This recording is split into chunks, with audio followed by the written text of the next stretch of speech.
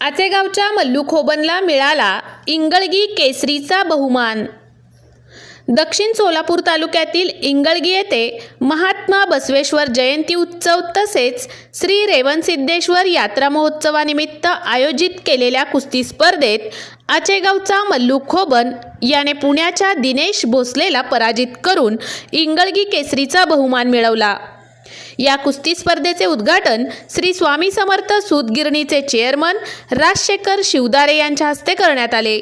यावेळी सोमनाथ फताटे, उमेश वळसंगे, सचिन वळसंगे, सुभाष उपासे, युवा उद्योजक शिवानंद हत्तुरे, मास्टरमाइंड इंद्रजित माने, दाजिबा दसाडे, सिद्धराम गुरव, जिलानी बागवान, गौरीशंकर दसाडे, इस्माईल शेख यांच्यासह गावचे सरपंच, ग्रामपंचायत सदस्य, गावकरी मोठ्या संख्येने उपस्थित होते।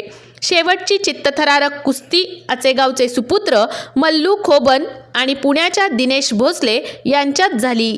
या चित्तथरारक सामन्यात मल्लू खोबन यांनी दिनेश भोसले यास चित्तपट करून इंगळगी केसरीचा चांदीची गदा आणि रोख 99,999 रुपयाचा बहुमान पटकावला।